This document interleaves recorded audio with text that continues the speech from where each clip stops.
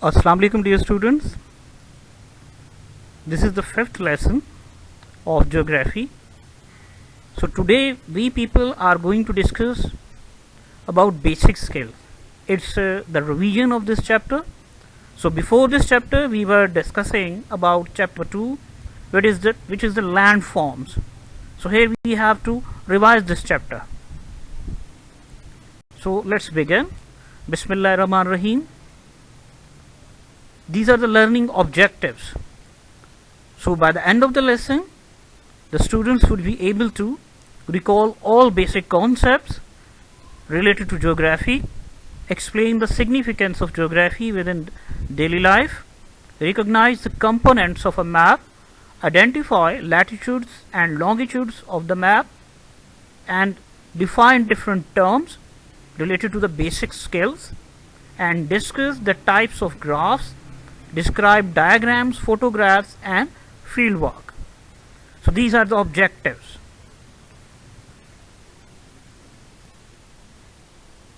Meaning of geography. So as we know that the word geography has been derived from Greek language and from two Greek words. Geo mean earth and graphein or the graphy means to draw or to write. So in geography we draw or we write about the earth. So basically geography is the study of all physical features of earth, the atmosphere and human activities. So geography is not a difficult subject. It's so easy. In geography, in fact, we people study and discuss about our country, about our provinces, cities, religion, culture, races, currencies, political boundaries, languages, etc. So these are the different areas which are discussed in geography. So it's not a difficult subject. So when we are going to discuss or when we are going to study the geography, we are actually going to study about ourselves, about our country and about our planet Earth. Okay, so here what is a map? This is the first topic in geography today. So map is in fact a drawing or it's a view from above or all of the earth's surface. In other words, we can say that map is the representation of different features which exist on the earth on a small piece of paper. So in mapping we draw different natural and man-made features which exist on the ground on a small piece of paper. So the people who are involved in map making, they are known as the cartographers. So there are different types of maps for different purposes. The maps are useful for scientists, explorers, town planners and travelers. Here you can see an oldest map which was prepared around about 1000 years ago by a Muslim geographer, writer and cartographer Muhammad al-Idrisi.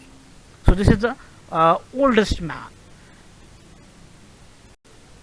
Okay, as I'm discussing with you that map is the representation of different natural and human features on a small piece of paper.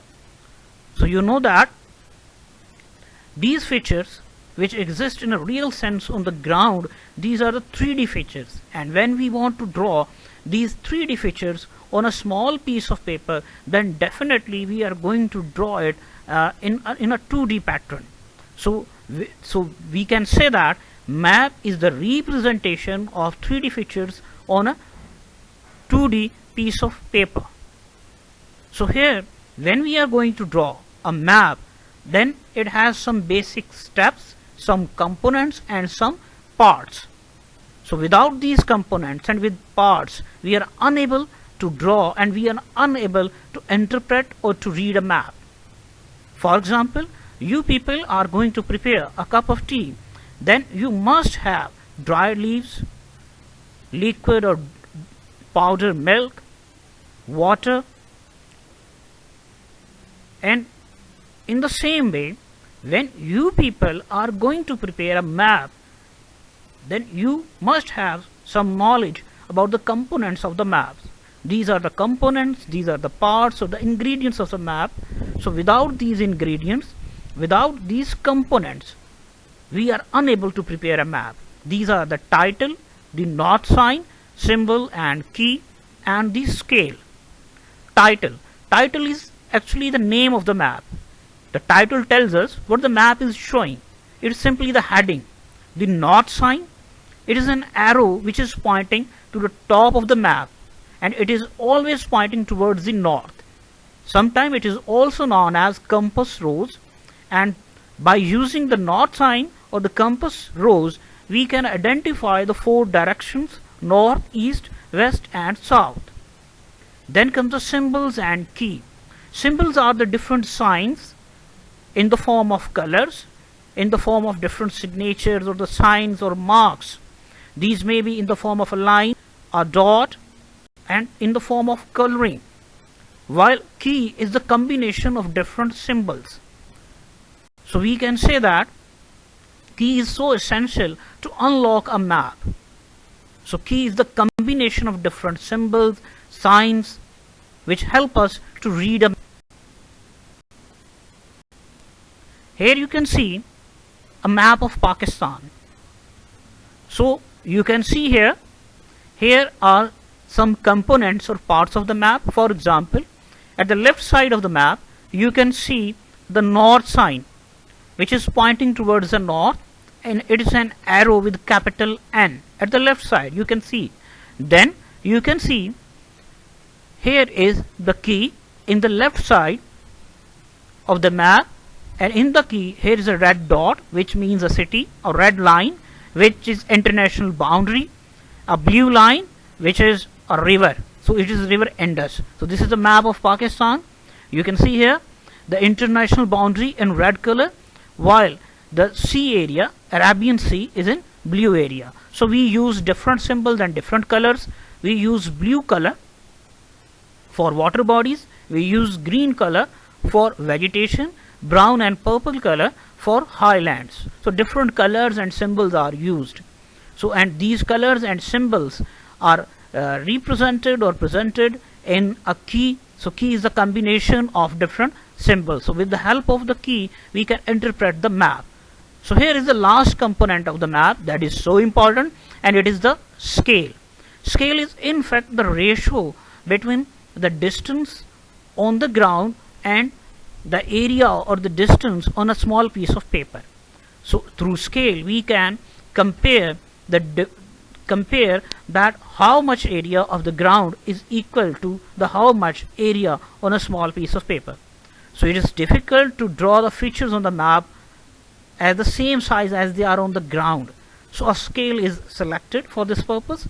So here you can see below the key there is a linear scale. Linear scale.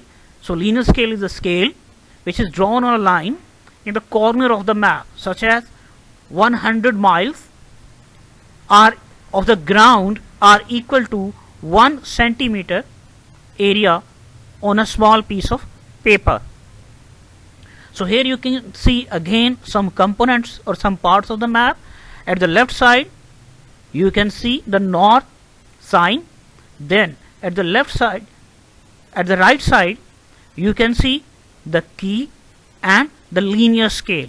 And then at the bottom of the map you can see figure number 1.2, the position of Karachi, which is the title of the map. So these are the components of map. So without these components, no one can interpret or read a map. So to prepare a map, we should keep these essential components in our mind, and without these components we are unable to draw a map. Okay, here you can see again the map of South Asia. This map has been taken from your textbook. It's figure number 1.3, the countries in South Asia. You can see these countries have been colored green: Pakistan, India, Nepal, Bhutan, Bangladesh, Sri Lanka, Maldives. So these are the South Asian countries. So this is a map of South Asia. Here you can see again the countries in South Asia. This is the title of the map. Then you can see at the left side the key, and there are some symbols in the key. Then the linear scale. Okay, here you can see types of maps. So as we have discussed in our previous lesson that there are different types of maps, but we focused on 4 types of map. Political maps, which are related to the political boundaries. Physical maps, the maps which show some physical features like plains, plateaus, deserts, valleys, glaciers, etc. Distribution maps, these maps shows the distribution of some agricultural commodities, vegetation, soils and population. Then comes the route maps. So as it's clear from its name, route maps are the maps which tells us about the different routes, sea routes, air routes and railway tracks, motorways, etc. These are the maps. Here in figure number 1.4, the coastal and Indus plains in Pakistan. So now you can see that this is the physical map of Pakistan, which is showing some physical features of Pakistan, while figure number 1.5, cotton production. So here in this map you can see that Pakistan's different districts are producing cotton, which is an agricultural commodity. So this map is in fact the distribution map. Now comes figure number 1.6, routes from west to Hyderabad. So this is the map of different routes. So this is a route map. So you can interpret or you can read this map with the help of the key. Here you can see the key of the map. So these were some types of the maps. Okay. Now lines of latitude and lines of longitude. Lines of latitudes and longitudes are imaginary lines. Latitudes are the imaginary lines which runs from west to east, and these lines have some values. The equator is a latitudinal line, its value is 0 degree. The North Pole is a latitudinal line which is 90 degree, and the South Pole is also 90 degree south, and it is also a latitudinal line. Lines of latitude are also known as the parallels, as they are parallel to each other and they are often referred to as parallels. So parallel lines, lines of latitude. Equator is the best example. Then Tropic of Cancer and Tropic of Capricorn are also lines of latitude. Then comes the lines of longitude. Lines of longitudes are the imaginary lines which runs from north to south. And the best example of the lines of longitude is the prime meridian. Prime meridian is also known as the Greenwich meridian, as it passes from Greenwich, London, and its value is 0 degree. So these longitudinal lines are vertical lines, while on the other hand the latitudinal lines are horizontal lines. The longitudinal lines are also known as meridians. Here you can see, here are some lines which are running from west to east, and these are horizontal line. As you can see, Tropic of Cancer, Equator and Tropic of Capricorn. So these are latitudinal lines. This is a world map. Then you can see some lines which are running from north to south, and these are lines are known as longitudes. Here the line which is known as the prime meridian, it has 0 degree value. Then you can see that at the left side there are 20 degree west, 40 degree west, 60 degree west, 60 degree west, 80 degree west, 100 degree west, and so on. While on the other hand, at the right side you can see 40 degree east, 60 degree east, 80 degree east, 100 degree east. So now you can see that at the left side of prime meridian, here is west, while on the right side here is the east. Okay, now comes the latitudinal lines. So latitudinal lines also have some values. As you can see from the line of equator, it is 0 degree. Then above the line of equator, here you can see 20° north, 40° north, 60° north. Then from below the equator there is 20° south, 40° south and 60° south. So these are the longitudinal and latitudinal lines. So this is the figure number 1.7. So here again you can see these longitudinal and latitudinal lines on a globe. Okay, important terms. Here I have given some important terms with their definitions. So equator is an imaginary line around the middle of the planet or around the earth. So it is an imaginary line which divides the earth into two equal halves, and it runs from west to east. Its value is 0°. So an equator divides the earth into two hemispheres, northern hemisphere and southern hemisphere. Then the prime meridian. So prime meridian is also an imaginary line, or we can say that it's a big circle with 0° value. It runs from north to south, and prime meridian is also known as Greenwich meridian, as it passes from Greenwich, London, and it also separates the earth into eastern and western hemisphere. Then comes a grid. So grid is a network of vertical and horizontal line. As you can see in the previous diagrams, the longitudes and latitudes, they are collectively known as grid. Globe is a spherical scale model of earth. So the word globe comes from Latin word globus, mean round, mass or sphere. So the word globe means a spherical scale model of earth. Spherical scale model means the model which is showing the different values, the proper location of the different places, countries on a map in the form of a globe with the proper scale. Then comes atlas. So atlas is actually a book which has collection of different maps. Graphs. Graphs are the diagrams which show the relation between two variables, typically of the two variables. So each measured along one of a pair of axes at the right angle. So here in your textbook we have three types of the graphs: line graphs, bar graphs and pie charts.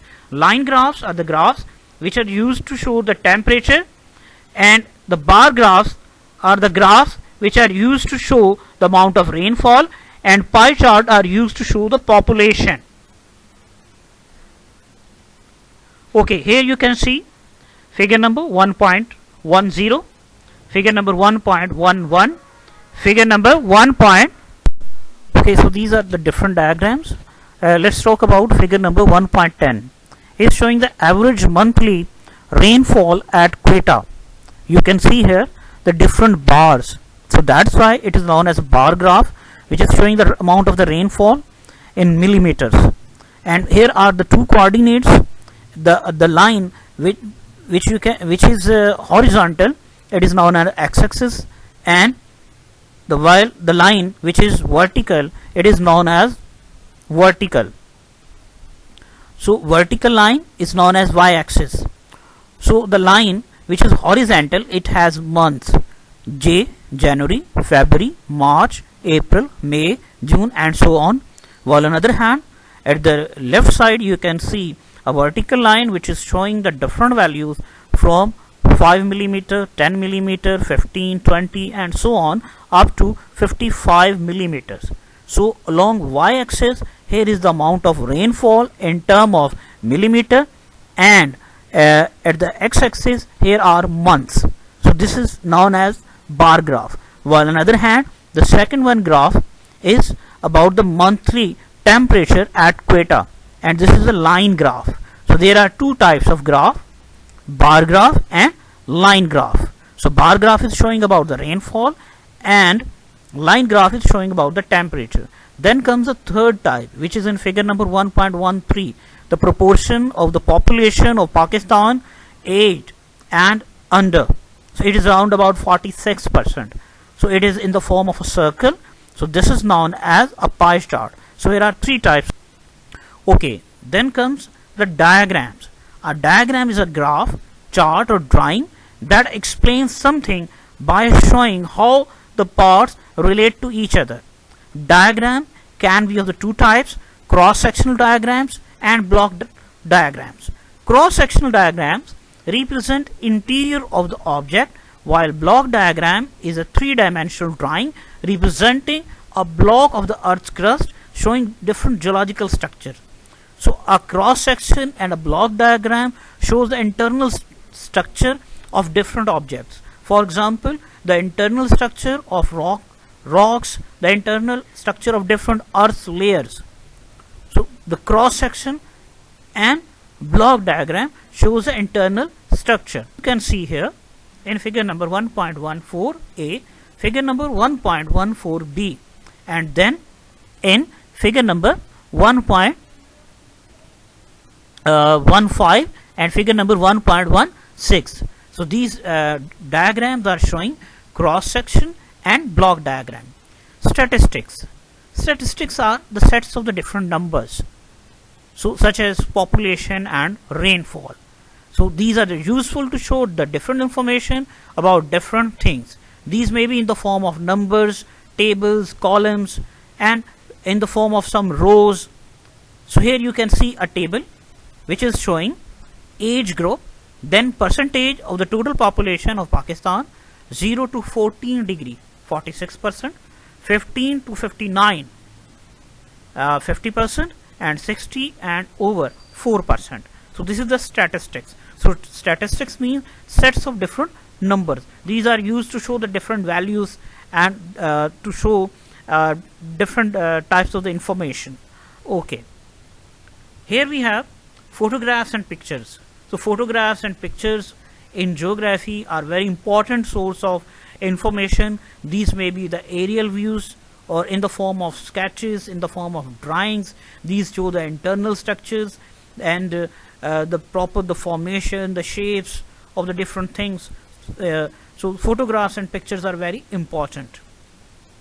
And at the end, here is the field work. So field work means learning outside the classroom, as we have discussed in our previous lesson. So the field work is also known as field excursion, study tour, and it has some steps. It has different steps in field work. Here you can see some different steps: look and think, collecting information, recording, organizing the information, and presenting the result of the field trip.